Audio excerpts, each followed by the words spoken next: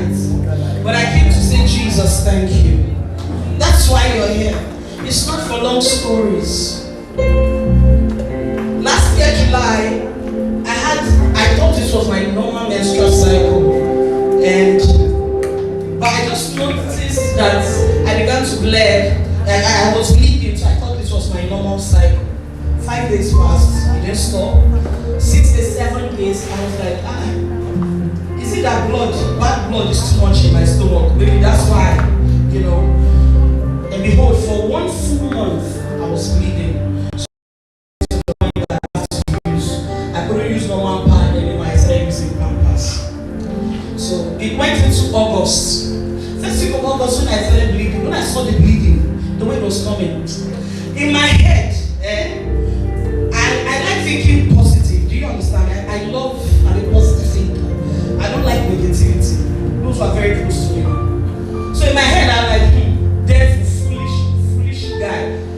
Splitter sound is coming in September, So you just want to use this to stop my movement.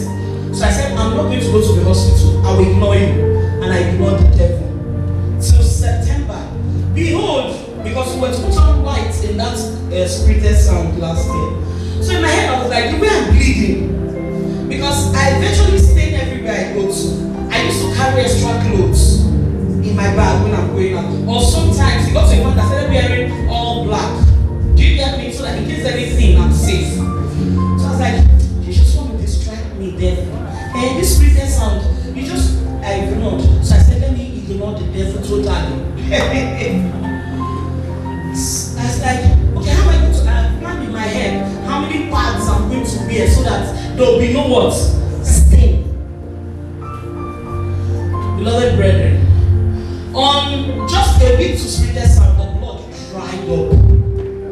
So excited. I said, Jesus, thank you. This blood, so the devil really wanted to mess up with Splitter sound. And that night when I climbed the podium, I made an announcement and I said, God delivered me. I made that announcement. The devil is a fool. He's always a fool.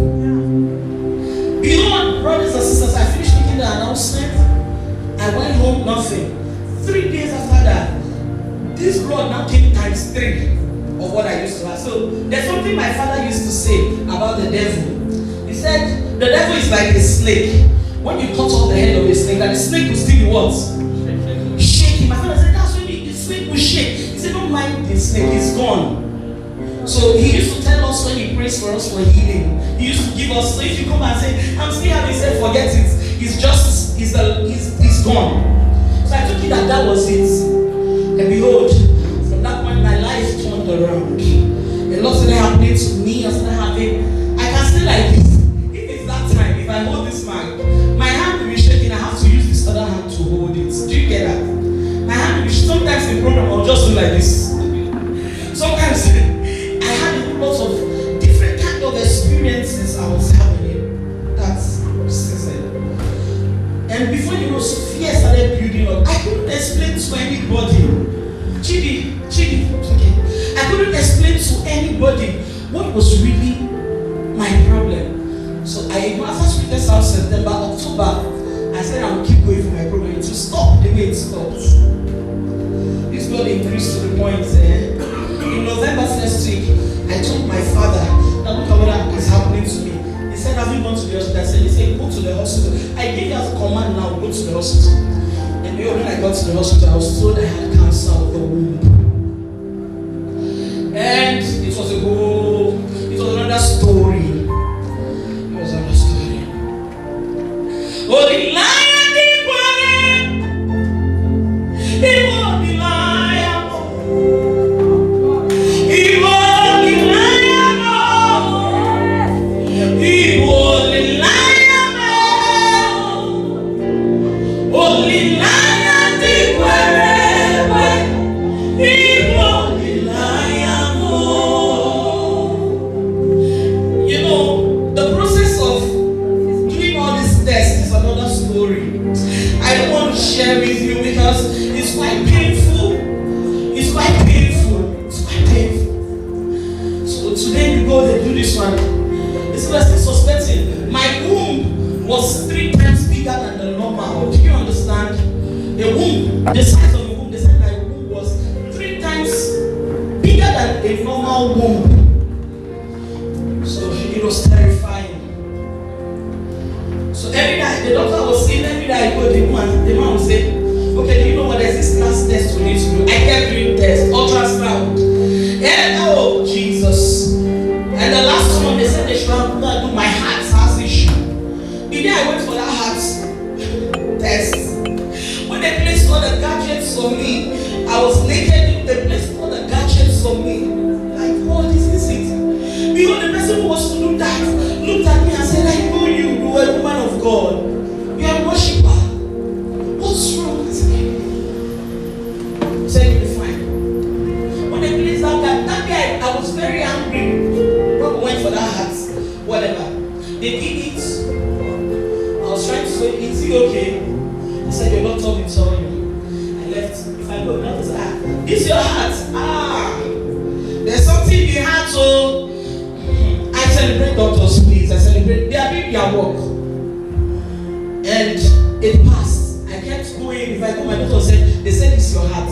They placed me because as at that time, they said my heart was pumping blood too much because, I was losing so much blood. So the whole, and you know it's from the heart that is the heart pump. So my heart had too much work to do. So that was what was happening to my heart. So they placed me on a lot of drugs for my heart.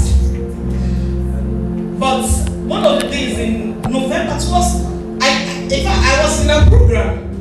Anybody who really saw me, you would not check this up. I was stained in our program. I was stained. My supposed PA I told to be watching my back. That when I start this anything, let her tell me. Because I had everything extra. I was going out with extra stuff. I'm not joking. So I told her, when I stand, that they called me, I stood this girl did not tell me. It's when I climbed up to minister that my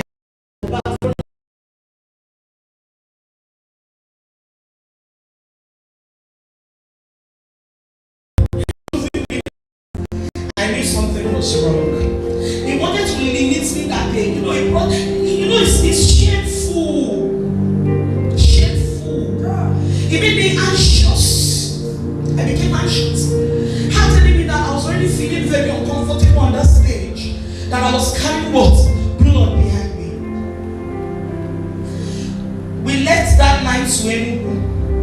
Before I would get to Enugu, that's when some of my team members knew something was wrong with me. The chair I was sitting was filled with blood. The clothes I was wearing was filled with blood from here down. I came down from the car.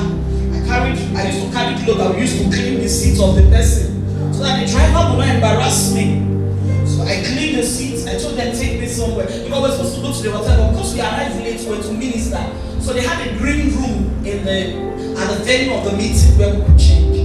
So I told them, take me. But in my mind, I'm like, I go to their green room and I'm changing. Something paused. Since it was a stadium that I went for the program, so I just went to one corner of the stadium. That even if it paused on the floor, I will use water and go what? So I stayed there, cleaned up, dressed, wore another clothes. And I climbed up and I ministered like nothing was happening.